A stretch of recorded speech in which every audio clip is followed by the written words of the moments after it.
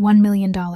7 nights in a secluded mansion on the outskirts of Chicago. For Xylia Bennett, an exhausted waitress working 16-hour shifts just to pay for her mother's life-saving cancer treatments, this absurd arrangement was her very last breath of hope.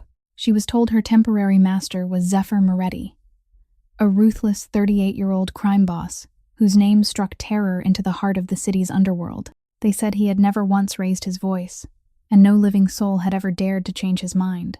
On her very first night, trapped inside his dark, echoing estate, Xylia sat trembling on the edge of a massive bed. Overwhelmed by sheer terror of what was about to happen, she blindfolded herself with a silk curtain tie, unable to face the dangerous man who had bought her freedom. When slow, heavy footsteps finally stopped right in front of her, her heart practically hammered against her ribs. Then, a hand came to rest softly against her cheek. It was freezing cold, and it was noticeably trembling, because behind his terrifying reputation, the powerful mafia leader, who had just spent a fortune on her, carried an unbelievable secret. He had never been close to a woman in his entire 38 years of life, but what Zephyr did in the next 60 seconds left her completely speechless and brought her to tears in a way no one could have ever anticipated. If you believe that human dignity can never be bought with money, hit that like button right now. Share this story with someone who needs comfort tonight. And don't forget to subscribe to our channel so you never miss our weekly emotional journeys. Now, turn down the lights, and let's step into the night that changed both of their destinies forever. 14 days before she would first enter Zephyr's mansion, Xylia Bennett pushed open the back door of the diner and stepped into the alley at 2 o'clock in the morning. Her shift ended at 1:30, but there was always another half hour of wiping tables, turning chairs upside down, and scrubbing the coffee spout no one else was willing to touch. October on the south side of Chicago was already cold enough for her breath to hang like smoke in the air. She hugged the trash bag against herself, walked toward the dumpster at the far end of the alley, and heard the sound when she was still about 10 steps away. It wasn't a moan. It sounded more like someone trying to draw in a breath, and finding that he couldn't. Xylia stopped. A man was lying on his side beside the brick wall, close to the drain pipe, one hand clamped tightly against his left flank, both legs stretched straight out in the way a person's legs did when he no longer had the strength to hold himself in any other position. The trash bag dropped to the ground. Later, whenever she thought back on it, she could never remember making a decision in that moment. She only remembered her knees hitting the cold concrete before her mind had time to speak. "Can you hear me?" She put a hand on his shoulder and shook him, not hard. His eyelids fluttered. "Look at me. Open your eyes." He opened them, his pupils finding her face for a moment before sliding away. Xylia pressed 2 fingers to the side of his neck, just beneath the angle of his jaw. There was a pulse, but it was fast and thin, like a thread pulled tight beneath the skin. She lifted her eyes to his chest and silently counted his respiration rate from each rise and fall. 28 breaths per minute, nearly 1.5 times the normal rate. She looked down at the hand he was pressing against his side and told him, "Move your hand for just 1 second. I need to see." He didn't move it. Xylia slipped her own hand underneath, pushed his aside just far enough, and in those 3 brief seconds she knew everything she needed to know. She put his hand back where it had been. In the pocket of her apron she always carried dish towels, white cotton ones washed so many times they had gone thin, the kind the diner bought in bulk. She pulled out 2, folded them into quarters, and stacked them together into a thick pad. "I'm going to press down. It's going to hurt." She placed the cloth over the wound, planted the heel of one hand on top of it, put her other hand over the first, and locked both elbows straight. She didn't use the strength in her arms. She leaned the weight of her entire body into it, driving it through her shoulders, through her elbows, and down into a single point. The man hissed through clenched teeth. "I know," she said. "I know. Stay with me." She pulled out her phone with one hand, her thumb pressing 9. His hand shot up and seized her wrist. She hadn't expected him to have that much strength left. His fingers tightened around her, cold, wet, and hard as a vice. "No hospital," he rasped, the words broken by his breathing, but each one unmistakably clear. "No police." Xylia looked straight into his eyes. "You're going to die. Maybe not."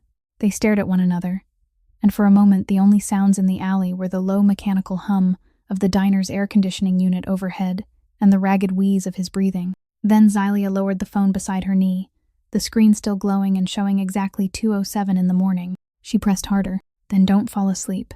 She didn't lift the cloth to look, because she knew that if she did, whatever had begun to form underneath it would be torn apart. She simply kept the pressure steady, and about every half-minute she lifted 2 fingers to his neck, counted his pulse, then put her hand back down. His skin was cold and clammy. His lips were turning visibly pale beneath the light spilling from the back door. "Say something," she told him. "Say something. Anything. Count backward from 100 if you have to. I need to hear your voice." He stayed silent long enough that she was about to shake him again. "You work here?" he said. "Yeah. This late." "Yeah." His eyes drifted shut. "Open your eyes," Zelia said, and this time her voice was sharper. "Open them." He opened his eyes. She asked his name. He didn't answer. She asked again, and he still didn't answer. And after the 3rd time, she stopped asking. She had no idea how long she had been kneeling there. Her knees had gone numb, and her shoulders were trembling from holding the same position and maintaining the pressure. At one point, she felt the pulse beneath her fingers slow just a little, and she nearly burst into tears, not from fear, but from relief. Then light flared at the far end of the alley. A black sport utility vehicle turned in, its twin headlights sweeping along the brick wall, bright enough that Zelia had to turn her face away. The vehicle stopped about 50 feet from them. The doors opened. She heard people running toward them. She glanced at her phone. 2:21 in the morning. Zelia bent down, took the injured man's hand, placed it over the cloth exactly where her own hand had been, then pressed his fingers firmly down against it. "Hold it," she said. "Don't let go." Then she stood and backed away, retreating until she was close against the wall, moving along the bricks toward the mouth of the alley and keeping herself out of the beams of the headlights. No one tried to stop her.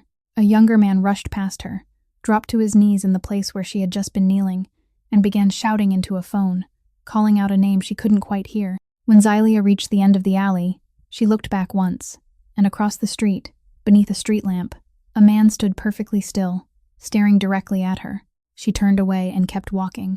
No one called after her, no one offered her anything, and she didn't stop to receive anything either. She walked 3 blocks to where her car was parked, sat down behind the wheel, and only then did her hands begin to shake so violently that she couldn't get the key into the ignition.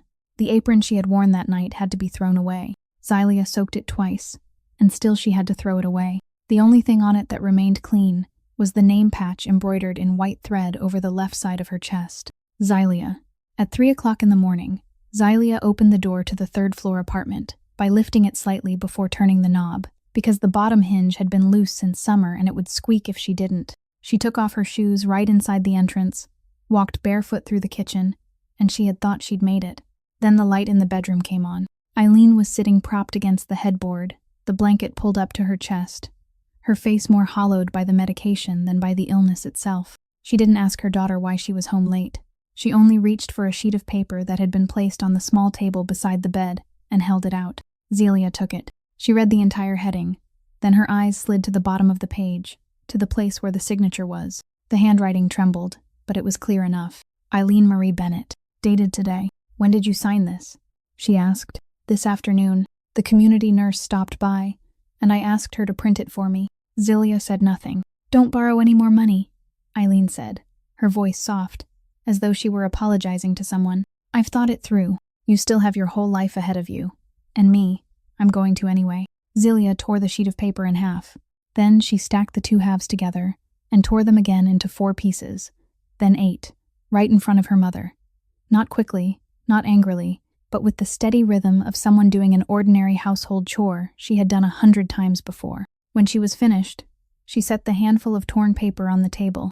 "Zelia, you're not signing anything," she said. "Neither am I. You don't have the right to decide for me." "I do," she answered, "because I'm the one who's here." Eileen was silent for a moment. Then she said quietly, "I don't want you watching me die little by little while you work 16 hours a day just to pay for it. I'd rather watch you die little by little than watch you sign a piece of paper saying you've given up," Zelia said, and the instant the words left her mouth, she knew she had gone too far. Eileen's eyes reddened. She turned her face toward the wall, and one hand closed around the edge of the blanket, her thin fingers tightening, loosening, then tightening again. She didn't cry out loud. She never cried out loud. Zelia stood there for several more seconds, opened her mouth as if she were going to say something, then didn't. She stepped outside, closed the door behind her, and stood in the building's shared hallway. At the far end of the corridor, a moth kept beating itself against the shade of the light fixture. She stood there until her bare feet had gone numb with cold against the concrete floor, and only then did she realize she was still wearing her work clothes, and that there was a dark stain on the right sleeve, dried stiff now, that she hadn't even noticed while driving home. At 7 o'clock that morning, she took her mother to the hospital for her infusion appointment. At the registration desk, the billing clerk entered the patient code, looked at the screen, then leaned slightly toward Xylia and lowered her voice in the way people did when they were about to say something unpleasant. "Miss Bennett, there's an overdue balance on your mother's account dating back to August." "I know. The financial office has called you several times." "I know," Xylia said again. The clerk nodded, typed a few more keys, then printed a sheet of paper and slid it across the counter. "Today is still fine, but you should speak with the financial office before the end of the week, because after that, the system automatically locks future appointments. It isn't my decision." Xylia took the paper, folded it in half, and slipped it into her coat pocket. She thanked the clerk, and she meant it, because she knew the woman sitting behind that counter was only doing her job and probably didn't enjoy any part of this either. She took her mother into the infusion room, adjusted the pillow behind her back, pulled the blanket up, and neither of them mentioned what had happened the night before. Eileen held her hand for a while, then closed her eyes. Xylia sat there until the clock on the wall reached 8:15, then said, "Go to sleep, Mom. I'm going downstairs to get some coffee," and walked out. She didn't go to the cafeteria. She went to the parking lot, sat down behind the wheel, and closed the door. The car was very quiet. She placed both hands on the steering wheel and kept them there for a while, then took out her phone. She didn't open her messages. She didn't open her calendar. She went into her call history and started scrolling down. She scrolled past this week's shifts, past the clinic number, past Ruth, past several unfamiliar numbers offering insurance. Then farther down, farther still, moving backward through the months and through the years, until the screen stopped on one small line of red text. One missed call. Dad. 4 years ago. Xylia stared at those words for a very long time. Her thumb hovered motionless over the screen, not touching it, about half an inch away. Then she turned the screen off, placed the phone face down on her lap, and sat perfectly still in the car until another vehicle backed into the space beside her and the repeated beeping of its reverse alarm startled her. She drew in a breath, fixed her hair in the rearview mirror, and went back inside the hospital. 12 days after the night in the alley, during the Thursday evening shift, an older man walked into the diner and sat down at table 7, right in Xylia's section. He ordered black coffee, no sugar, no cream, and when she brought it to him, he thanked her in the easy tone of someone accustomed to thanking the person serving him. He asked whether she could sit down for 5 minutes. Xylia said she was working. "I know," he said, "and I already asked the owner. She said it was up to you." Xylia glanced toward the counter. Ruth was standing there, wiping a glass that had been dry for a long time, her eyes fixed directly on table 7. Xylia pulled out a chair and sat down. "My name is Vincent Cole," the man said. "I work for someone you've already met, although you don't know his name. He asked me to bring you an offer, and he told me to say all of it exactly as he gave it to me, without leaving out a single word." He placed an envelope on the table, pushed it toward her, then kept his hand resting on it. "There are 3 conditions," he said. "First, the money is transferred in advance, the full amount, through a client trust account belonging to a law office on Wacker Drive. There's a civil contract with your name on it, signatures from both parties, and full tax reporting. There will be no envelope of cash. This envelope only contains copies of the paperwork." He tapped 2 fingers lightly against it. "Second, you have the right to refuse, even after the money reaches your account. If you change your mind tomorrow, you keep every dollar, and no one will ever call you again." Xylia stared at him. "Are you joking?" "I was told to say it exactly that way," Vincent replied. "And third, no one is allowed to touch you unless you want them to. No one, including him." He took a sip of coffee, set the cup back down, then said the next sentence. "In return, 7 days at his house." Xylia didn't move. 7 nights, she repeated. 7 nights, Vincent confirmed. And as he said it, one eyebrow lifted slightly, a glance so brief that if Xylia had blinked, she would have missed it. But she didn't blink, and she understood immediately what he wanted her to understand. Heat rushed into her temples. She sat perfectly still for several more seconds before asking, "What is he buying?" Vincent didn't answer at once. He turned the cup slowly in its saucer. "Miss Bennett, I'm 57 years old, and I've worked for that family for nearly my entire life. He can have anything he wants with a single phone call." He raised his eyes to hers, "because he doesn't know how to ask for anything." That was the entire answer. He said nothing more. He left behind a business card from the law office, placed the money for his coffee on the table along with a tip, thanked her once again, and walked out. Zelia remained alone at table 7 with the envelope. She opened it. Inside was a copy of the contract. 2 pages. Small print, dry language. Her name was there. The date was there. There was a blank line waiting for her signature. She skimmed through the terms without really seeing a single word, because all she could think about was the paper her mother had already signed that she had torn into 8 pieces, and the patient code on the billing clerk's screen, and the words "the system automatically locks future appointments." She folded the contract closed. When she stood up, Ruth was somehow already beside the table. Ruth Kowalski was 64 years old and had stood behind that counter for 30 years, and she was not a woman who went around the point. She took hold of Zelia's wrist, turned her hand palm up, and held it there. Zelia's hand was trembling. "Are you going to do it?" Ruth asked. "I don't know yet." "You do know," Ruth said. Zelia looked down. Ruth still hadn't let go of her wrist. Then she asked very quietly, "Are you doing it for your mother? Or because you can't stand the feeling of watching one more person die?" Zelia opened her mouth. Nothing came out. She stood there with her wrist still resting in Ruth's hand. The diner behind her, filled with the clatter of dishes, and an old song playing through a speaker that was blown out on one side, and she couldn't find a single word to answer with. Ruth watched her for another moment, then released her hand, and she didn't ask again. The next morning, Zelia went to the law office on Wacker Drive. A receptionist showed her into a small conference room, and a young attorney explained every clause slowly, asked whether she wanted independent legal counsel, and she said no. He asked whether she had read everything carefully. She said she had. He placed a pen in front of her. Zelia looked at the blank line for a long time. She thought about how her mother would never ask where the money had come from, because she would guess, and because she wouldn't dare ask. Then Zelia signed her name. The first stroke trembled slightly. The rest of the letters were straight. She pushed the document back toward the attorney, stood up, and thanked him.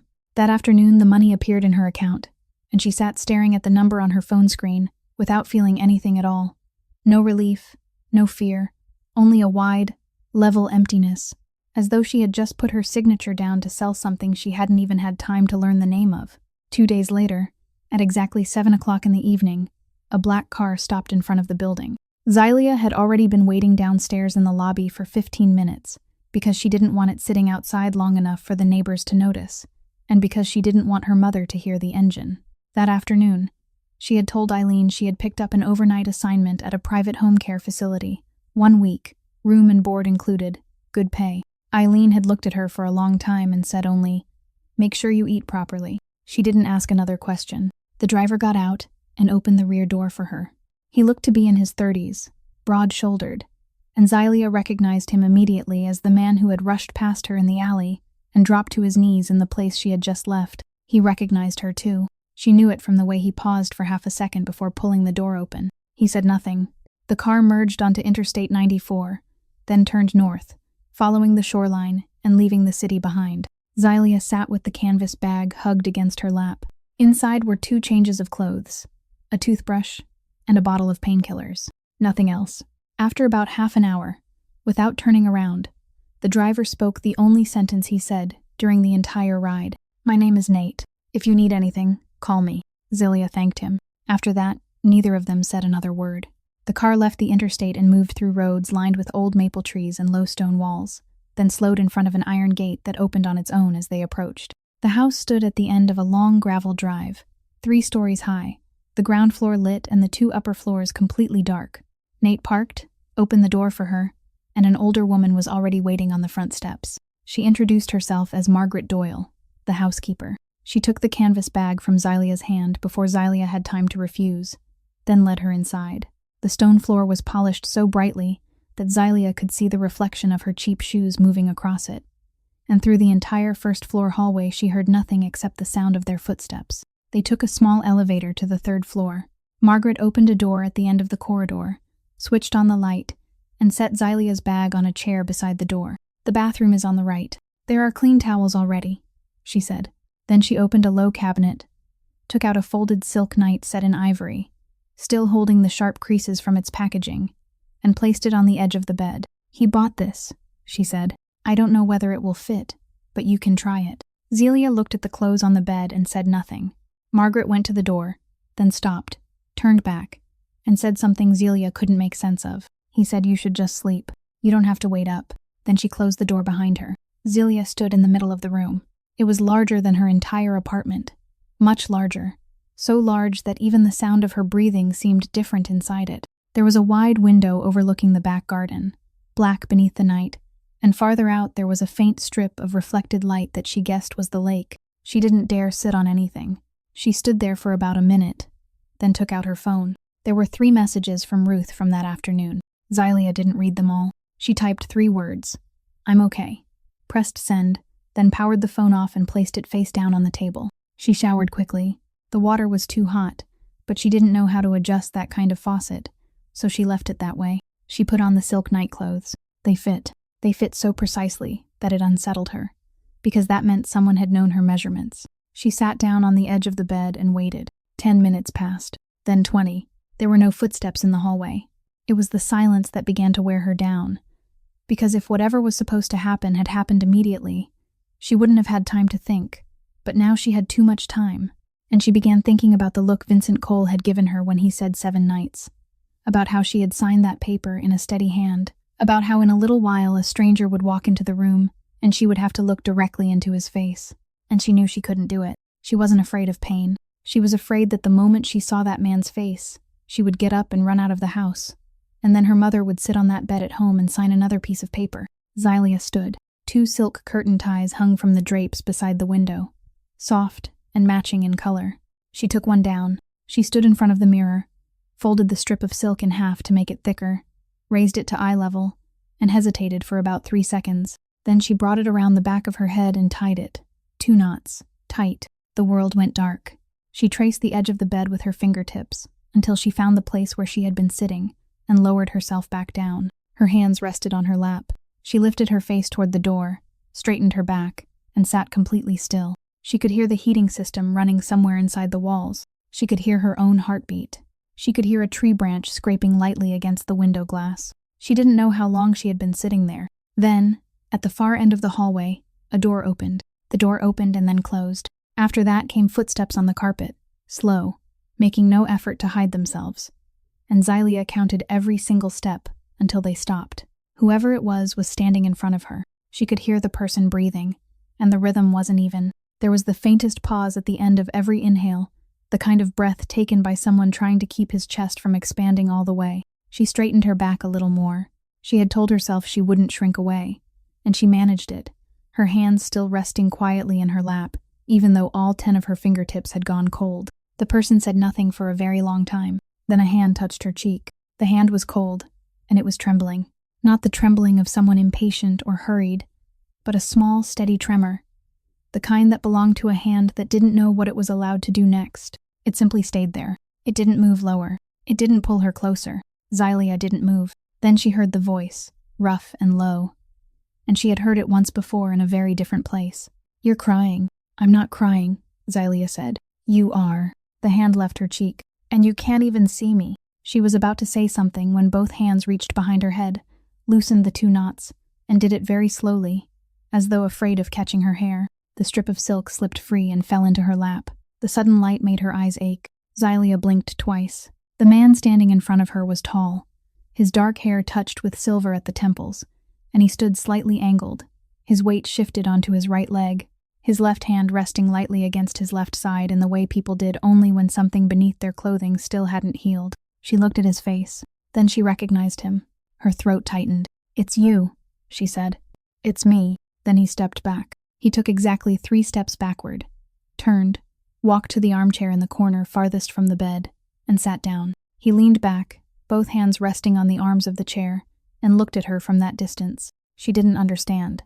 She had sat there waiting for 2 hours, and now she understood even less than before. Xylia gathered the strip of silk in her lap and clenched it in one hand. "What are you going to do?" she asked. "Nothing," he said. "Then why am I here?" He didn't answer immediately. He looked out the window for a moment, then turned back to her.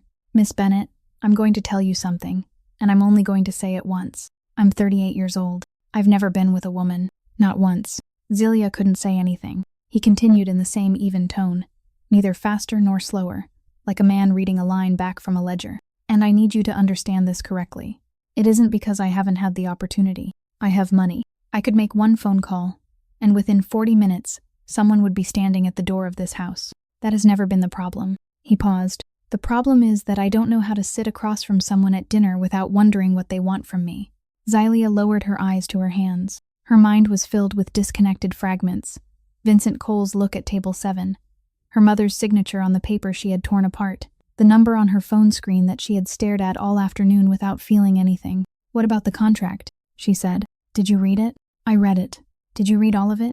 Xylia was silent. The truth was, she hadn't. He gave a very slight nod, as though he had expected that answer and didn't blame her for it. Then he stood. The moment he rose, her body tensed. But he didn't move toward the bed. He walked straight to the door. When he reached it, he placed one hand on the knob, then turned back and looked at her one last time. "The money has already been transferred," he said. "It's yours. There are no conditions attached to it. If you want to leave tomorrow morning, tell Nate. He'll take you all the way to your door." He paused for one beat. 7 days is what I wanted. "It isn't what you owe me." Then he opened the door and walked out, and it closed behind him softly, almost without a sound. Xylia remained sitting on the edge of the bed. She listened as his footsteps faded down the hallway, listened to the elevator descend, then heard the same silence she had been sitting inside for the previous 2 hours. She raised a hand to her face. Her cheek was wet. It had been wet before he touched her, and she hadn't even known. Then something inside her chest broke open. She folded forward, covered her face with both hands, and cried. She sobbed, the kind of crying a person only allowed when she was alone and certain no one could hear, her shoulders shaking, unable to hold any of it back. She had thought she would cry from relief, but that wasn't why. She cried because for 4 years, every person who looked at her seemed to see a number, something owed, something overdue, a patient code on a screen. And tonight, for the first time, someone had looked at her and then taken 3 steps backward, and she hadn't been prepared for that. She cried for a long time. By the time she finally lifted her head, the strip of silk was still clenched tightly in her hand, and beyond the window, over the lake, the sky had begun to turn gray. Xylia slept for about 3 hours and woke at 9 o'clock, with the strange feeling of someone opening her eyes in a place she couldn't immediately remember why she was in. She changed into the clothes she had brought with her, folded the silk nightclothes, and placed them on the chair, then opened the bedroom door. The 3rd-floor hallway was long and empty. No one was there. She took the stairs instead of the elevator because she didn't want to make any noise. The kitchen was at the far end of the ground floor, and Margaret Doyle was there, standing beside the sink. She turned, saw Xylia, and her face softened. "You're awake. Sit down," she said. Xylia told her she wasn't hungry. Margaret paid no attention.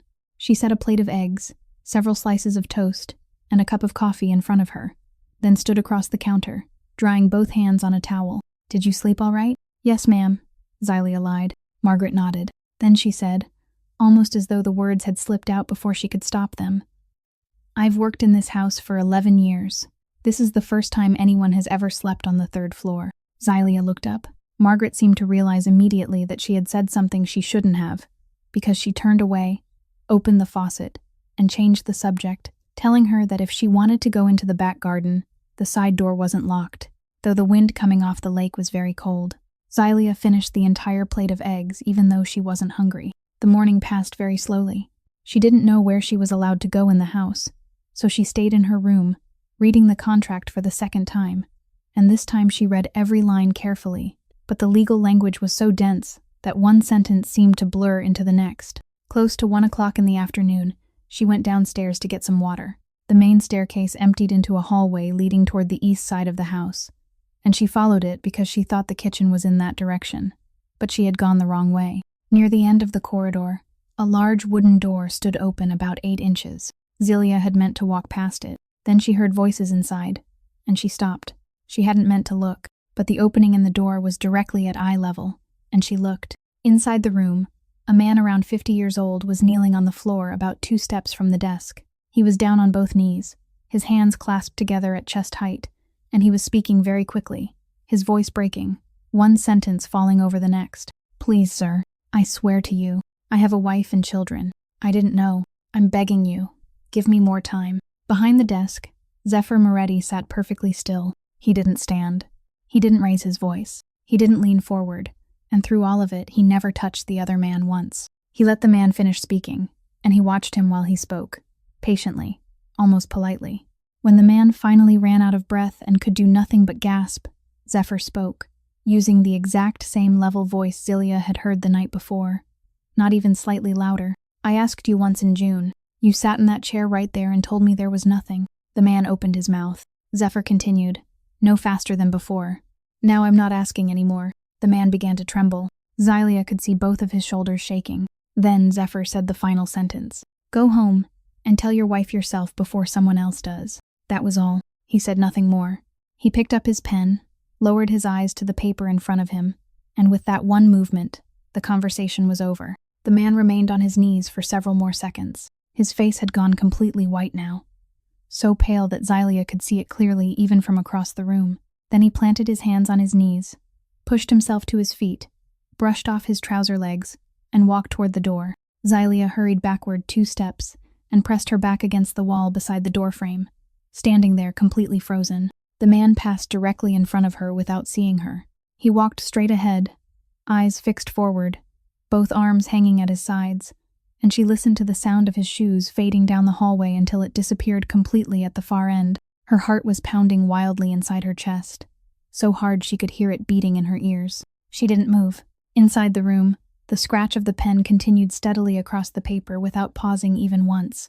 And Zelia stood pressed against that wall and understood one very simple thing she had spent the entire morning trying not to think about, that the man who had stepped back 3 paces the night before and told her she owed him nothing, and the man who had just been sitting behind that desk, were the same man. She turned around and walked back down the hallway, moving very slowly until she was certain she was out of earshot, and only then did she quicken her pace. She went straight up to the 3rd floor, closed the bedroom door behind her, and sat down on the edge of the bed. She never got the water, and she didn't go downstairs again until late that evening. At 7 o'clock that evening, Margaret knocked on Zelia's door. She was carrying a tray with a roll of bandage, sterile gauze, a bottle of saline, and a tube of ointment. "He asked whether you can do it," she said. "Normally a doctor comes, but for the past 3 days he hasn't allowed anyone to call one." Zelia looked at the tray. "He asked for me? He asked whether you can do it," Margaret repeated, putting emphasis on the word asked. Zelia took the tray. "His room is on the 2nd floor, at the end of the west hallway." The door had already been left slightly open. Zephyr was sitting in a wooden chair beside the window, not on the bed, and he had taken off his shirt and draped it loosely over his shoulders. He pointed to the chair opposite him. "Sit down." Zelia set the tray on the small table. She remained standing. The old dressing was stained through and peeling at one corner, and one glance was enough for her to know it should have been changed the day before. She put on gloves, peeled away the adhesive, and her hands began to shake. She tried to control them, but they wouldn't obey. The roll of gauze slipped from her fingers, rolled across the floor, and stopped beside the leg of the chair. They both looked down at it. Zephyr bent over, picked it up, and handed it back to her. He said nothing. He didn't look at her face when he gave it to her either. Zelia took it, set it aside because it was contaminated now, and opened a fresh roll. She worked in silence for about 2 minutes, rinsed with saline, blotted dry from the center outward, checked the edges of the skin on both sides. No pus, no odor, no heat, no swelling. The incision was healing, slowly, but it was healing. "Who stitched you up?" she asked. "Someone who knows what he's doing. You really didn't go to a hospital." "No." He said nothing more, and she didn't ask anything else. She applied the ointment, placed fresh gauze over the wound, and began wrapping the bandage. When she passed the roll around his back, her hands nearly touched behind him, and the distance between them was so small that she could hear every breath he took. She asked the question while her hands kept working. "Have you killed people?" He didn't hesitate. "Yes." Zelia's hands stopped for exactly half a second, then continued wrapping. She didn't know why she asked the next question, but she did. "Are you going to kill me?" This time he was silent longer. Then he turned his head to look at her, and she had no choice but to raise her eyes. "No," he said. She cut the bandage and secured the end. "But you're right to be afraid of me," he continued. "Don't stop being afraid." Zelia removed her gloves, folded them inward, and dropped them into the small disposal bag on the tray. Her hands were still trembling slightly, and she no longer tried to hide it. "I heard what happened this afternoon," she said. "In the hallway." "I know. You know? I left my door open," he said. "That man walked out, and I heard your footsteps moving backward." He didn't ask how much she had heard, and she didn't tell him. She arranged the supplies neatly on the tray, something that didn't need doing, but she needed a few seconds to give her hands something to do. "Is he all right?" she asked. "He went home." "That isn't what I asked." Zephyr pulled his shirt back over his shoulders. Miss Bennett, there are things I won't tell you, and it isn't because I'm hiding them from you. It's because once you know them, you'll carry them for the rest of your life. And you're already carrying enough. Zelia lifted the tray. She walked to the door. At the threshold, she stopped and stood there with her back to him, holding the tray against herself. I've been in this house for 2 days, she said. You still haven't told me your name. Behind her, the wooden chair creaked softly as he leaned back. Zephyr, he said. Zephyr Moretti. She gave a small nod. She didn't turn around. Thank you, she said, then stepped into the hallway and closed the door behind her. She carried the tray down to the kitchen, washed her hands 3 times under hot water, and stood there looking out at the dark garden beyond the window. She thought about her hands a few minutes earlier, and she realized something. They had shaken from beginning to end, but they had still done every single step correctly, without missing one. She left the tray on the kitchen counter for Margaret, then went back upstairs to the 3rd floor. That night, she lay awake for a long time before she could sleep, and the words he had spoken in the calmest voice she had ever heard anyone use to say such a thing kept repeating in her mind. Don't stop being afraid. She didn't know whether it had been a warning or simply the most honest way he knew how to speak. She only knew that no one in the past 4 years had ever said something kind to her in quite that way. The following evening, she carried the tray up to the 2nd floor again, and this time, Zephyr was already sitting in the wooden chair beside the window, his shirt unbuttoned and hanging loosely around him, as though he had been waiting. Zelia put on the gloves, removed the old dressing, and repeated exactly what she had done the night before. Her hands were still trembling, but less now, and she didn't drop anything. Halfway through, he spoke. Let me see your hands. She looked up. What? Your hands, he said. Zelia hesitated, then held both hands out with her palms facing upward, because she didn't know what he wanted to see. Zephyr didn't touch them. He only looked. He looked for quite a while, longer than Zelia was comfortable with, and just as she was about to pull them back, he said, The burn here is from cooking oil. Anyone who works around a kitchen gets those. This callus is from carrying trays. It's exactly where the edge of a tray would press against your hand. That pale mark on your wrist is from cleaning chemicals. He paused for a moment. But your fingernails are cut all the way down, straight across, every one of them. And nobody cuts all 10 nails like that just because they carry dishes. Zelia pulled her hands back. Where did you study nursing? He asked. She froze. I never told you that. No, you didn't. Then how do you know? That night in the alley, he said. You looked at my chest and counted. You didn't look at my face. You watched my chest. Then you put 2 fingers against my neck. Not my wrist. My neck. He spoke with the same calm tone someone might use to describe the weather. People don't do that unless someone taught them. Zelia turned away, picked up the roll of bandage, and it took her a moment before she could continue wrapping it. University of Illinois, Chicago, she said. I was in my final year. Your final year. I quit, she said. Zephyr didn't ask why. It was the fact that he didn't ask that made her keep talking, because for the past 4 years everyone had asked why, and she had prepared 3 different answers depending on who was asking. But he didn't ask, so none of those 3 answers had anywhere to go. My father died that April, Zelia said. She heard her own voice coming out, and it sounded very far away. I was doing a clinical rotation in internal medicine that day, a 12-hour shift. My phone was in my locker, on silent, because that was the rule. She wrapped the bandage around him one more time. He called me at 3 o'clock in the afternoon. She stopped. I opened my locker at 7 that evening. Zephyr said nothing. He'd had a stroke, Zelia continued. He collapsed in the kitchen. The neighbor found him the next evening because the kitchen light was still on. She cut the bandage and secured the end. Her hands were shaking again, and this time she didn't pretend they weren't.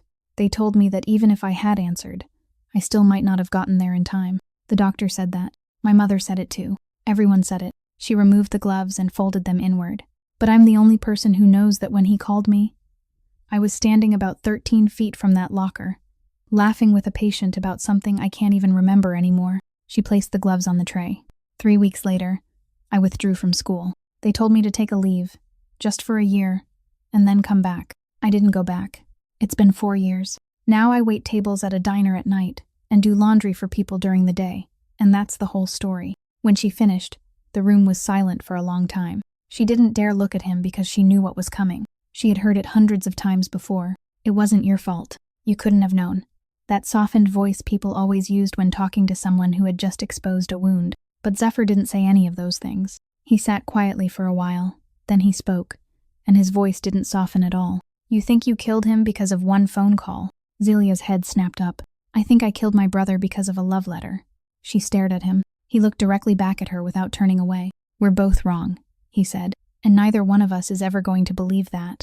Zelia stood there with one hand still resting on the edge of the tray. Something inside her chest tightened and then opened, and she couldn't name what it was. She had prepared herself to be comforted, and she had already built a wall against it. But he didn't comfort her. He simply placed his wound beside hers, level with it, without explanation, without apology, and left it there. Your brother, she said. Zephyr looked out the window. Not tonight, he said. Zelia nodded. She picked up the tray and walked out. At the door, she stopped. But this time, she didn't turn around, and she didn't ask anything. She only said, "Good night," and left. That night, lying in the bed that was far too wide on the 3rd floor, she took out her phone and turned it on for the first time since she had arrived. There were 4 messages from Ruth. She didn't open them. She went into her call history and scrolled down for a long time until she reached that line of text, and she looked at it. Then she turned the phone off and placed it face down, exactly as she had before. On the evening of the 4th day, after Zelia finished changing the dressing and was putting the supplies back in order on the tray, Zephyr spoke without looking at her. Yesterday you asked me a question. Her hand stopped. You don't have to tell me. I know I don't have to, he said. He pulled his shirt up over his shoulders, fastened the bottom 2 buttons, then began to speak, and he did it in the same even voice she had grown used to, neither faster nor slower, like a man reading back the contents of a report he had gone over so many times that there was no feeling left in it. My father's name was Salvatore, he said. He had a rule, and he repeated it to my brother and me from the time we were children, so often that I knew the words before I was old enough to understand what they meant. Anyone you love is an open door into you. Zelia sat down in the chair opposite him. She did it without asking permission, and he showed no reaction. My brother's name was Nico, he said. He was 3 years older than me. He was the one being prepared to take my father's place. I wasn't. I was the 2nd son, so I was mostly left alone. When I was 19, I met a girl. He paused for exactly 1 beat. Her name was Sophia Vance. We went to the same school. She was a year ahead of me. Zelia said nothing. We were together for 8 months, and for all 8 of those months I hid it from everyone, because I knew what my father would say. I thought I was good at hiding it. He looked down at his hands. That November, there was a meeting. 3 men, one evening, at a restaurant in Bridgeport. The place and the time were known only inside the family.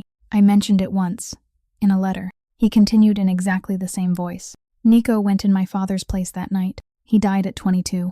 Zelia lifted a hand to her mouth, then lowered it again. She didn't ask anything. She didn't know what there was to ask.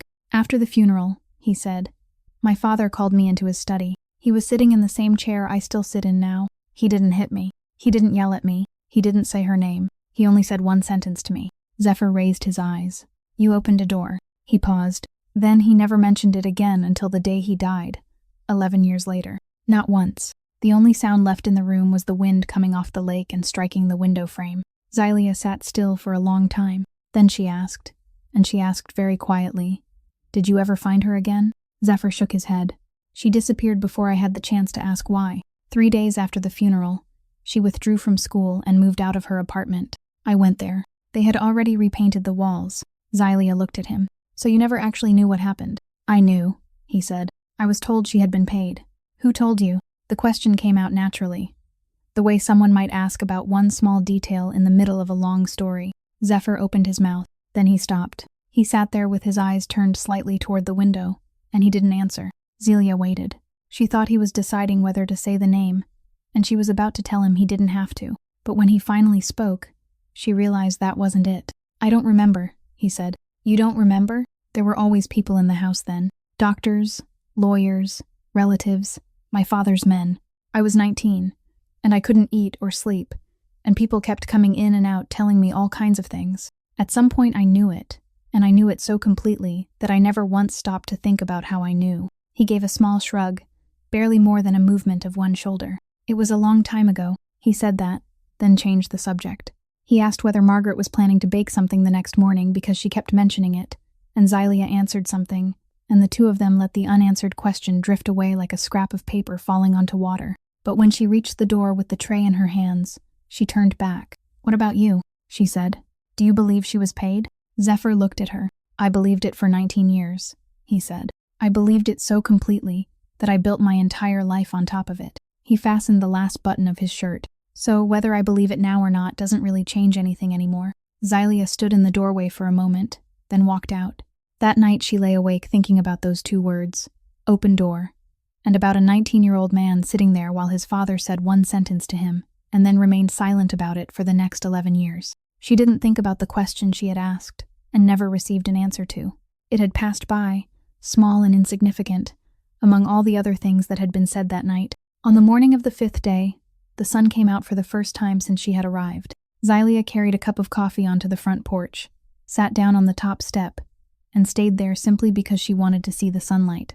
About 10 minutes later, the gate opened. A gray pickup truck came slowly along the gravel drive, then stopped about 100 feet from the steps. At the same time, Vincent Cole came out through the side door and walked down the gravel path to meet it. Xylia stepped back into the shadow behind one of the porch columns because she didn't want to have to speak to him. The truck door opened. A man stepped out. He looked to be in his 30s, his hair cut short, his posture straight, his stride quick and purposeful. Vincent extended his hand first. The two men shook hands, and it wasn't a formal handshake. Vincent even patted him twice on the arm, and then both of them laughed about something. Xylia stood behind the porch column and looked at that face. Then the coffee cup slipped from her hand. It shattered against the stone step, and both men down on the gravel drive looked up. Xylia turned, pushed open the door, and went inside. She moved quickly through the foyer, barely watching where she was going, and struck the edge of a small table hard enough to knock it crooked. She went straight to the east hallway and pushed open the large wooden door without knocking. Zephyr was sitting behind the desk with a stack of papers in front of him. He looked up. "There's someone outside," Xylia said. He set down his pen. "Someone just arrived. Mr. Cole is out there talking to him by the entrance." Zephyr stood. "Did you get a clear look at his face?" "Yes." She said it, then continued, and her voice broke on the last word. "He's the man who was standing under the street lamp. That night, in the alley, he was across the street, and he was looking straight at me." Zephyr came around the desk, reached the doorway, and called for Nate. He said the name once, not loudly. Nate appeared in less than 10 seconds. "Gate camera," Zephyr said.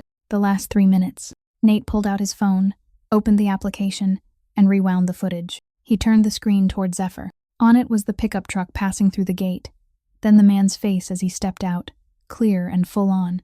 Nate looked at the screen for about 2 seconds, his expression instantly darkening. "Tommy Voss," he said, glancing sharply toward Xylia before looking back at Zephyr. Zephyr nodded once. That was all. One nod. Then he turned to Nate and said, "Get him off the property. Don't say anything else. Just tell him I'm busy today." Nate left immediately. Xylia stood there with her back against the doorframe. She looked at Zephyr. He didn't ask again. He didn't ask whether she was sure. He didn't ask how long she had seen the man, whether anyone had seen her, or whether anyone else had been standing in the alley that night. He didn't look surprised when he heard the man's name either. He had simply nodded once, exactly once, like someone who had just received confirmation of something he already knew. A chill moved down Xylia's spine. "You already knew," she said. Zephyr didn't answer. "You knew who that man was," she said again, louder this time. "You knew before Nate even opened his phone." He turned and looked at her. "Miss Bennett." "Don't call me that," Xylia said. "You've called me that for 4 days, and I thought it was because you were being polite." She stepped farther into the room. 1 step, then 2. "He shook that man's hand," she said. "Mr. Cole." He laughed with him. Zephyr walked to the door and closed it. Very softly. "Sit down," he said. "I don't want to sit." "Then stand," he said. "But listen until I'm finished." Xylia stood in the middle of the room with both arms wrapped around her elbows. Outside the window, she heard tires grinding over gravel, heard the pickup truck heading back toward the gate, then heard the gate close. After that, everything was very quiet. Zephyr stood in the center of the room, one hand resting lightly against his left side in the way that had already become habitual, and he looked at her for a moment, as though deciding where to begin. "What time did you leave the alley that night?" he asked. Xylia didn't understand why he was asking that. 2:21, she said. "I looked at my phone." He nodded slowly. Then he said the next sentence, and she didn't understand it immediately. It took 1 beat before the meaning reached her. "I know that time too," he said. "I've known it for 3 weeks." "You've known for 3 weeks," Xylia repeated. Zephyr walked to the desk, opened a drawer, took out an envelope, and placed it on the surface without opening it. "That night, I woke up in this house close to noon the next day," he said. "Nate had been sitting outside the hallway since morning. The first thing I asked him wasn't who shot me.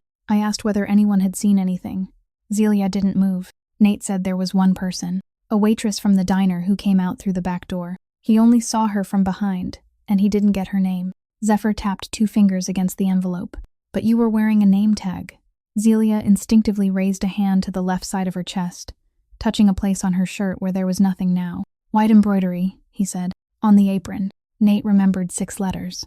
It took me 2 days to learn your name, where you lived, how many shifts you worked each week, and how many blocks you walked to your car at 2 o'clock in the morning. She felt the cold from a moment earlier spread all the way down into her feet. What about the other man? She said. He was standing there too. He saw me too. Yes, Zephyr said. The same day I learned your name, he learned it too. He said the next sentence in that same even voice, without speeding up by so much as a beat. If you had stayed at that diner, you wouldn't have lived another week. Zelia laughed, a dry sound with nothing inside it. Then why didn't you tell me? She said. You could have sent someone to warn me. You could have called me. You could have knocked on my door. She stopped. You could have done anything except exactly what you did. Think about what that would have looked like, Zephyr said. A stranger comes to see you in the middle of your shift and tells you someone is going to kill you, and the only way to stay alive is to move into his house for 7 days. He looked directly at her. You would have called the police. Zelia was silent. And within 48 hours of that call, he continued, someone would have known exactly what you told them. Not because the police are bad, because that's simply how this city works. He pushed the envelope toward her. So I bought the only thing my world believes is real. If I pay $1 million for 7 days, no one asks another question. They think they understand, and they leave it alone. Zelia stared at the envelope on the desk for a moment. Then she picked it up, tore open the edge, and pulled out the original contract. She turned to the second page. She found the exact clause she had skimmed over at the law office, because at the time her eyes had barely been seeing the words. She read it 3 times. 7 days of residence and personal assistance at the private residence of Party A. 7 days. There was nothing else. There was no word nights. She looked up, and the paper in her hand trembled slightly. Mr. Cole told me 7 nights, she said, realizing only now how Vincent had twisted the wording to make it sound like a dirty transaction. Zephyr remained still. He sat down at table 7. He read me the 3 conditions. Very properly, very politely. Then he said that in exchange, I would spend 7 nights at his house, and he looked at me in a way that didn't require me to ask what he meant. She placed the paper on the desk. I sat for 2 hours in that room upstairs. I took the curtain tie down with my own hands and blindfolded myself, because I was afraid that if I saw your face, I would run, and if I ran, my mother would die. Her voice broke in the middle of the sentence. Do you know how long I sat there like that? Zephyr said nothing. His face didn't change, but something in his eyes seemed to go completely dark. Zelia stepped in front of him and slapped him. She struck him with the full force of her palm, hard enough to turn his face to one side, the sound cracking against the wall behind him. He didn't dodge. He didn't raise a hand. He only turned his face back toward her and looked at her. Zelia stepped backward and held the hand she had struck him with in the other. They stood there, and neither of them spoke for a very long time. Then she asked, her voice gone hoarse, "Who operated on you that night?" "Nate was driving the car," he said. "There's a doctor on this house's payroll. He removed the bullet that same night, downstairs in the basement, but I reopened the stitches walking around when I should have been resting." Zelia nodded, almost mechanically. Then she asked the final question. "What about these 7 days?" Zephyr looked toward the window. "If all you needed was to keep me alive, you could have hidden me anywhere," she said. "You didn't need to have dinner with me. You didn't need to send Margaret upstairs to ask whether I could change your dressing. You didn't need to tell me about your brother." She stepped closer by 1 more pace. "What are these 7 days for?"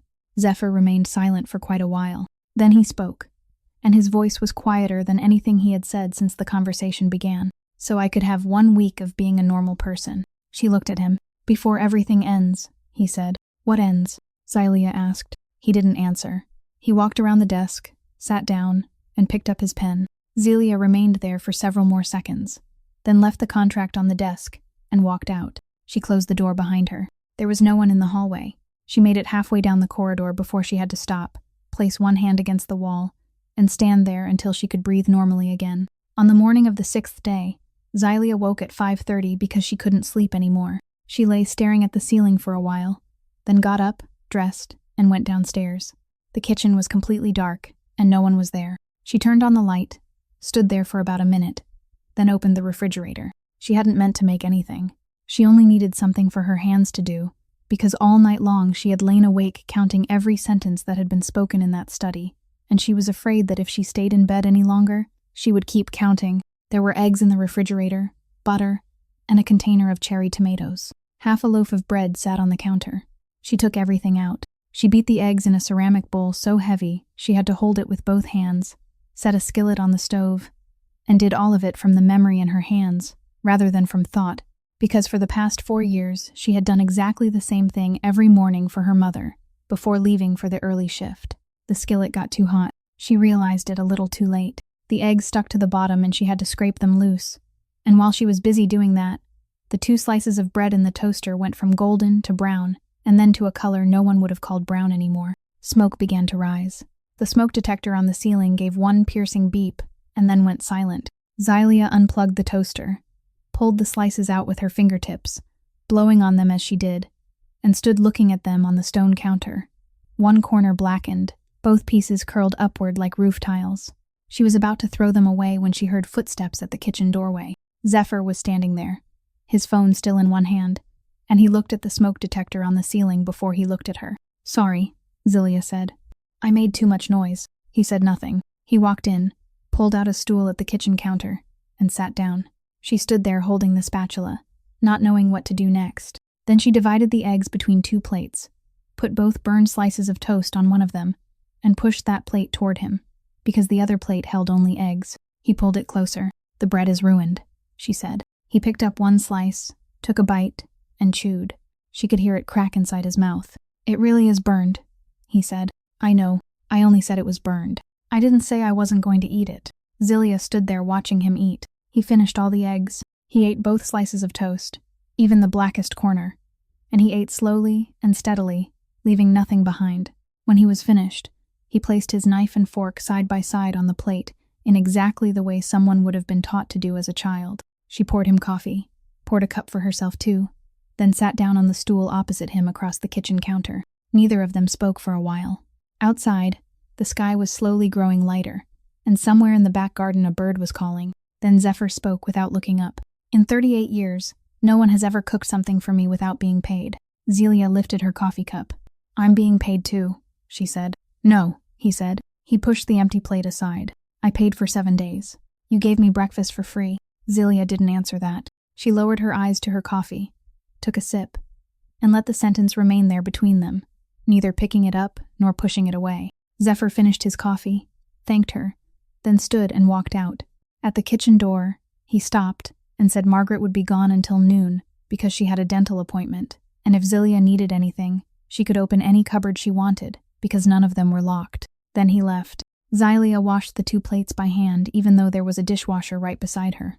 That morning passed with a strange kind of peace. She went into the back garden for the first time since arriving, walked the full length of the low fence, and the wind coming off the lake was every bit as cold as Margaret had warned her. She sat on a stone bench for about half an hour and thought about nothing at all. It was the first time since her mother had become ill that Xylia had been able to sit still that long without a single number moving through her mind. Early that afternoon, she was standing in the foyer when Nate walked past.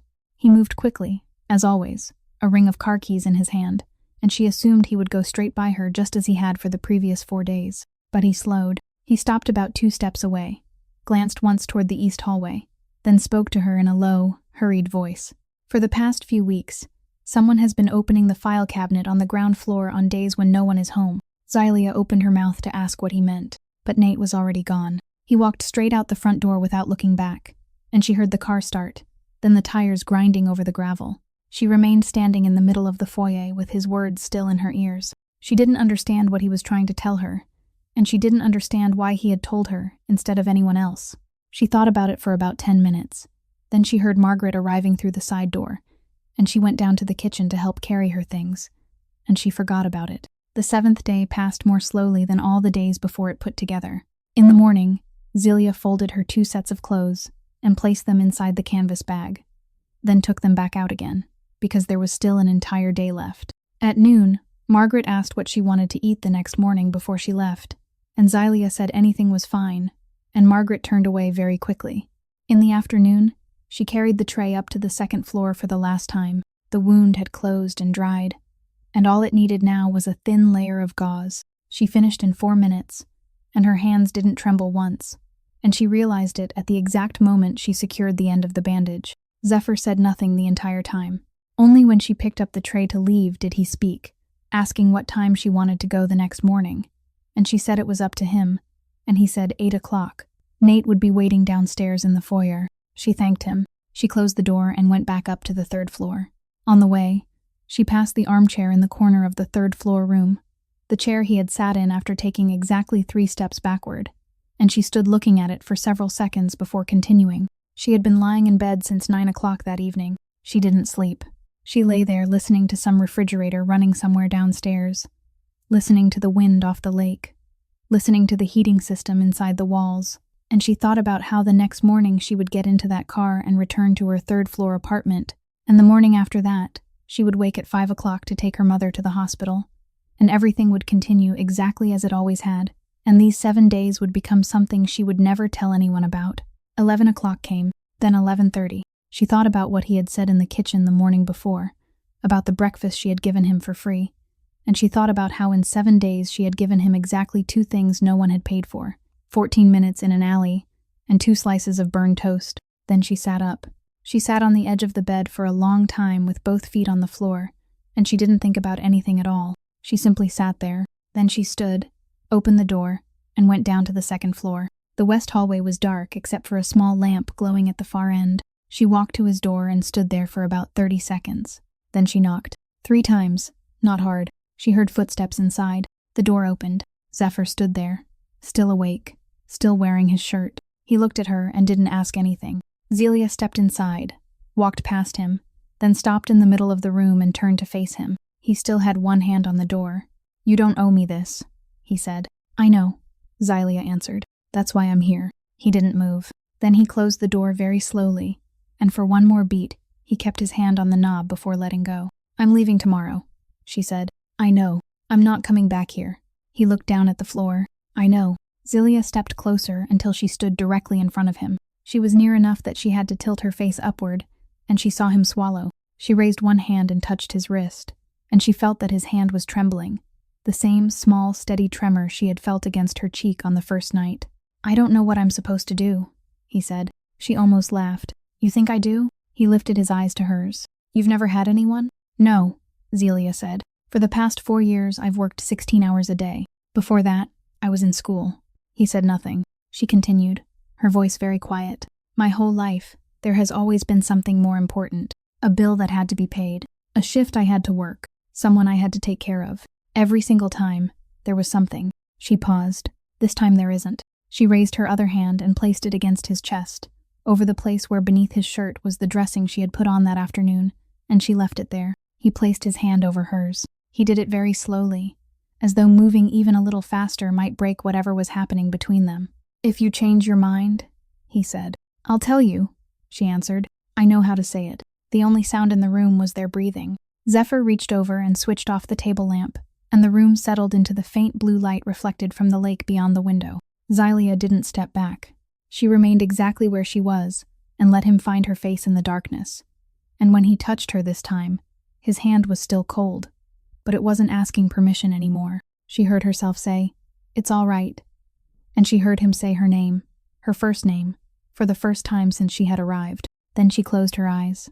Outside, the wind rose over the surface of the lake, and then fell away again. Much later, when they were both lying still and neither of them was speaking anymore, Zelia turned toward him. In the darkness, she slipped her hand into his. He didn't close his fingers around it immediately. He lay still for a while, long enough that she thought he had fallen asleep, and then his fingers slowly folded around hers. "Tomorrow at 8, she said.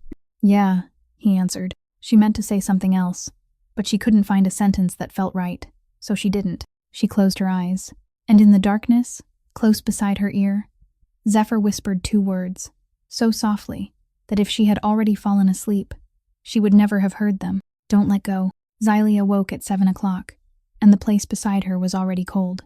She lay still for a while, staring up at the unfamiliar ceiling, then sat up, put her clothes back on, and went upstairs to the 3rd floor to get her bag. She came down to the foyer at 7:20. Nate wasn't there yet. She set the canvas bag beside the foot of the stairs, and was about to go to the kitchen to find Margaret and say goodbye when, halfway down the east hallway, she heard his voice. The large wooden door was partly closed, just as it usually was. Inside, Zephyr was speaking on the phone. Xylia stopped, and she didn't stop because she meant to listen. She stopped because she didn't recognize that voice. He wasn't shouting. He was still speaking quietly, but it was cold in a way she hadn't heard once during the past 7 days. Cold and level, with absolutely nothing inside it. She heard him say, "I didn't ask what he thinks. I asked where he is." Then he listened. Then he said, "Those 3 men, before noon today, out of the city, and I don't care how." Then he ended the call. Xylia stood pressed against the wall beside the doorframe, exactly as she had that afternoon on the second day, and her heart began pounding in precisely the same way. She stood there for about half a minute. Then she turned and walked back, and as she did, she looked directly at one very simple truth, that the man whose bedroom door she had knocked on with her own hand the night before was the same man who had just spoken those words, that she was still afraid of him, afraid in exactly the same way she had been on the first day, and that she didn't regret a single second of what had happened. Both things were true at once, and she made no attempt to reconcile them. At the foot of the stairs, Margaret was struggling with 3 cardboard boxes stacked on top of one another. When she saw Xylia, she let out a breath of relief. "Can you give me a hand?" she said. "He told me to move all these old papers down to the basement, and I can't carry them myself."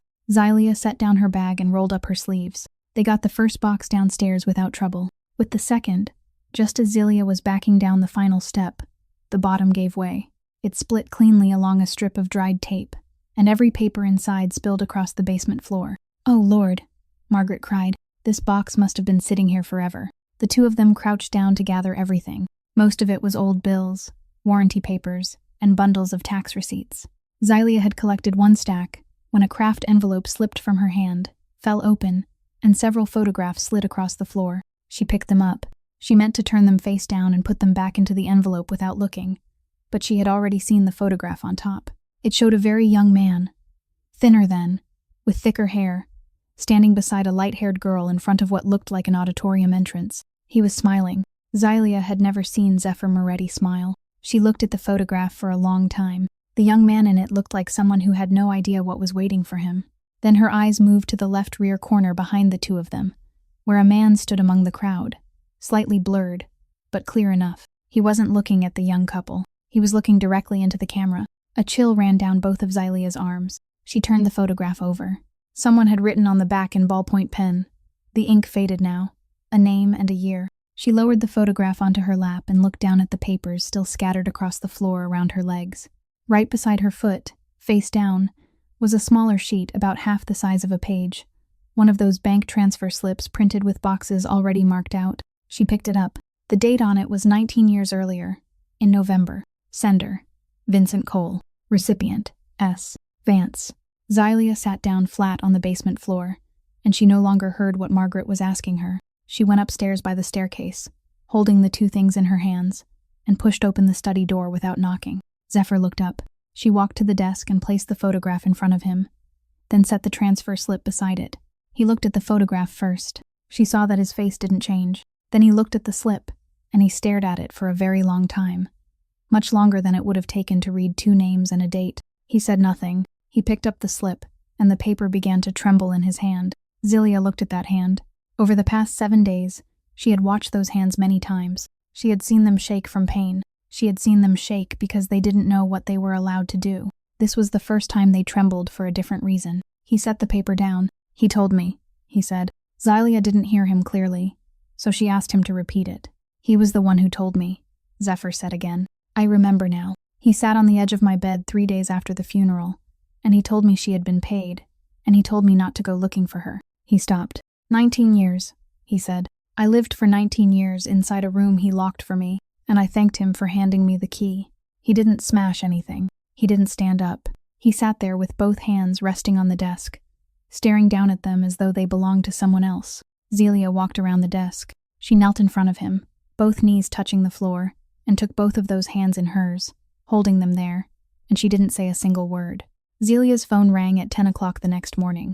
It was the nursing facility. She answered immediately in the foyer, and the woman on the other end began with, "I'm calling just to confirm a few procedural details." And the moment Xylia heard the word confirm, She knew. Mrs. Bennett was transferred this morning, the woman said. The vehicle arrived at 7:30. We had all the proper paperwork, a notarized medical authorization, and the representative's signature. What representative? Zelia asked. She heard papers being shuffled. The file lists the person designated by Mrs. Bennett as her healthcare proxy. The signature matches the one we have on record. My mother never authorized anyone, Zelia said. Her voice sounded so calm that even she found it strange. Do you have the vehicle's license plate number? The woman read it to her. Zelia wrote it across the back of her hand with a pen she took from the foyer table. She thanked the woman, ended the call, and stood there staring at the string of letters and numbers on her skin. Nate crossed the foyer at that exact moment. She called him back and held out the back of her hand. He looked at it, then looked at her face, and she saw his jaw tighten. Come with me, he said. He led her downstairs to the ground floor, to a filing cabinet inside a small records room beside the staircase. He pulled out his ring of keys, unlocked the bottom drawer, and took out a stiff file folder. He flipped through it quickly. Then he stopped and went back through it once more. The original family medical authorization, he said. He told me to keep your file and your mother's file here from the day you arrived. He closed the folder. Someone took 3 pages. Zelia remembered what Nate had told her in the foyer 2 days earlier, the sentence she had heard and then allowed to drift away, and she looked up at him. You knew that day, she said. I suspected it that day, Nate answered. I can't go to him with a suspicion, but after Mr. Moretti had me remove Tommy Voss from the grounds, we picked Voss up for questioning. He admitted Vincent Cole hired him to track you and leak those medical records. The phone in the study rang at 10:20. Zephyr put it on speaker, and Zelia stood there listening. Vincent Cole's voice sounded exactly as it had when he sat at table 7. Slow, polite, warm. Have you eaten breakfast, son? He said. Zephyr didn't answer. She's somewhere decent, Vincent continued. There are nurses, proper equipment, everything she needs. I'm paying for a private room. I'm not the kind of man who does ugly things to sick people. You know me. Zephyr remained still. Give me your father's ledgers, Vincent said. All of them. The originals. I'll have her back in the same bed she was lying in today before the day is over. He paused for one beat. I raised you before you even knew how to walk. I don't want any of this. Then he ended the call. The room went silent. Zelia stood braced against the edge of the desk and felt both knees weaken. She sat down. She sat there and said, without looking at anyone, I sold myself to save her. Zephyr turned toward her. And now I'm the reason someone took her away, she said. If I hadn't signed that paper, if I hadn't walked into this house, she would still be lying where she was this morning. He didn't comfort her. He didn't argue with her either. He only said, he'll call again at 4 o'clock, and I need you here. But Zelia wasn't there. Early that afternoon, she asked Margaret to lend her a car so she could go back and collect some of her mother's things. And when she reached the parking lot behind the nursing facility, another car was already waiting there, with Vincent Cole leaning against the door, both hands in his coat pockets. He didn't approach her. He kept a distance of about 5 steps and greeted her by name. Miss Bennett. Zelia stopped. I have nothing to say to you. I know, he said. There's only one thing I want to say to you, and then I'll leave. He took one hand out of his pocket and raised it slightly, as if to show her there was nothing in it. Listen to me. He doesn't love you. He's never had anyone, and you're the first person in his life who wasn't afraid to sit at the same table with him, and he's mistaking that for something else. He continued, his voice still gentle, almost advisory. 6 months from now, you'll still be a waitress sitting inside a house where you're afraid to touch anything. You'll stand beside him among people who know exactly where you came from, and you'll ask yourself what you're doing there. I'm only saying this because you've already thought it yourself. Zelia said nothing. I'm giving you a way out, Vincent said. Take that money, take your mother out of this state, and I promise you she'll be cared for until her final day. He put his hand back into his pocket. Zelia looked at him for a long time. Then she spoke, and her voice was very calm. You're right about one thing. I'm a waitress. She stepped 1 pace closer. But that night in the alley, I saved him when I had no idea who he was, and there wasn't a single person standing there watching me do it. You've known exactly who he was since the day he was born, and you still sold him. She looked directly into his face. Between the two of us, you tell me which one is cheap. At 6 o'clock that evening, the warehouse stood at the end of a dead-end road in an industrial district on the south side of the city, surrounded by rows of corrugated metal buildings that had been closed for years. Zephyr got out of the car alone. He told Nate to stay outside, and Nate argued, and Zephyr said only one thing, you stay here, and Nate stayed. Zelia remained in the car. He had told her to stay there too, but she didn't listen, and in the end, He didn't force her. He only told her to stand 10 steps from the door and not go inside. He carried a flat metal box about the size of a document case and entered through the side door. The warehouse was empty inside, with a high ceiling and only 2 rows of lights still burning down the middle. Vincent Cole was waiting beneath those lights. 2 men stood about 5 steps behind him, and neither one moved. "You came alone?" Vincent said. Zephyr didn't answer. He placed the box on a table in the center of the warehouse. "Where is she?" he said. Vincent tilted his head. From the rear of the building, a woman in a nursing uniform pushed a wheelchair into the light. Eileen Bennett sat in it with a blanket over her knees, her hair neatly tied back, an intravenous line attached to her arm. She was slightly drowsy from the medication, but she was awake, and she looked around, and when she saw the side door standing partly open with her daughter's silhouette beyond it, she raised one hand. Zelia raised hers in return. "I told you," Vincent said, not a hair on her head. Zephyr pushed the box toward him. Vincent looked at it. Then he looked at Zephyr. Then he stepped forward, opened the lid, and bent over to look inside. He stayed that way for quite a while. He didn't take anything out. Zelia watched from outside the side door, and from where she stood she could only see his back and the way his shoulders seemed to sink slightly. There was no sound inside the warehouse except the wind slipping through the metal panels in the roof. Then Vincent reached into the box, pulled out the stack of papers on top, and held it beneath the light. It wasn't a ledger. It was a stapled file with a white cover, and in the upper left corner was the circular seal of the United States Department of Justice. He turned the first page, then the second. He didn't turn another. "What is this?" he said. "For the past 2 years, I've been working with the United States Attorney's Office for the Northern District of Illinois," Zephyr said. Vincent looked up. "Everything my father left behind. I handed over page by page." He continued in that same even voice. "Copies of ledgers, accounts, names, dates. The originals are already secured in federal custody. Nothing was left out." He looked directly into Vincent's face. "I wasn't planning to keep this family. I was planning to bury it." Vincent's hand holding the file lowered. "Do you know what you've just done?" he said. "Yes." "Do you know what your father would say?" "I know exactly what he would say," Zephyr answered. "He already said it to me once, 19 years ago, and I believed him for all those years." He looked down at the box on the table. "Until the morning before yesterday. You're going to prison." "Yes," Zephyr said. The 2 men behind Vincent began to move, and Vincent raised one hand to stop them. And that was the last gesture he ever made as a man who still had the power to give anyone an order. Because at that exact moment, all 3 doors of the warehouse opened at once. Headlights flooded in from outside. Voices called out official identification from 3 directions, clear and repeated. And in less than a minute, the entire warehouse was filled with people wearing windbreakers with 3 letters printed across the backs. No shots were fired. No one ran. The 2 men behind Vincent put their hands out in front of themselves without being told. A woman in her 40s walked into the center of the warehouse, held up her credentials, and introduced herself as Elaine Roth from the United States Attorney's Office. She looked at Zephyr and gave him one short nod, the kind exchanged by 2 people who had met many times before. Then she turned to Vincent Cole and read the charges to him one by one, slowly, including the charge of forging medical authorization documents and unlawfully transporting a patient across county lines. And throughout all of it, Vincent didn't say a single word. He only looked at Zephyr. He kept looking at him until they let him out through the door. Zelia had run inside the moment the doors opened. She slipped past 3 people and dropped to her knees beside the wheelchair, took both of her mother's hands, checked the intravenous line, checked her pulse, and did all of it before she even had time to cry. Eileen touched her face. "You've gotten thinner," she said. Someone came with a stretcher, and they took her out to the ambulance waiting outside.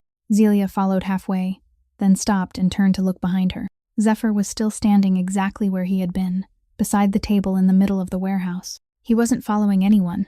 2 federal agents stood on either side of him, not holding his arms, not pushing him, simply waiting, while he removed the watch from his wrist and placed it on the table. And Zelia understood. He hadn't bought 7 days to keep her alive, and he hadn't bought them just so he could have someone to eat dinner with.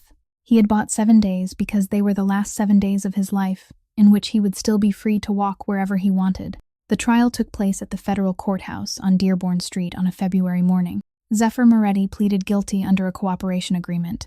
The prosecution laid out the extent of the assistance he had provided over the course of 2 years. His attorney disputed none of it, and the judge sentenced him to 7 years. He didn't appeal. When they led him out of the courtroom, he passed the last row of seats where Zelia was sitting. He didn't say anything. He looked at her for exactly 1 second, then turned away and kept walking. Her mother completed her treatment regimen that summer. By autumn, the doctor used the word remission, and Eileen Bennett walked home on her own 2 feet.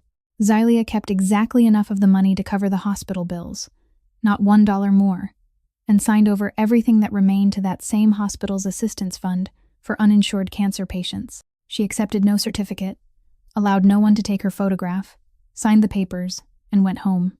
The following spring, she applied to return to school. The university reevaluated her old credits, and it took her 2 years to finish her degree. She graduated at 30 and applied to work in oncology, the very department where her mother had once been treated. Ruth Kowalski retired that year. She didn't put the diner up for sale to anyone else. She called Xylia in, pushed the ring of keys across the counter, and said, "You can pay me little by little." 5.5 years after the trial, on an October night, Xylia was wiping down the stainless steel counter at 2 o'clock in the morning when the bell over the door rang. She didn't look up right away. She heard footsteps coming in, slow and measured, then the scrape of a chair being pulled out at the far end of the counter. She looked up. The man sitting there was much thinner than she remembered, his hair almost completely silver at the temples, and he held his back straight in the way of someone who had spent a very long time learning to sit that way. "We're closed," Xylia said. "I know," he answered. "I waited." She stood there with the cleaning cloth still in her hand.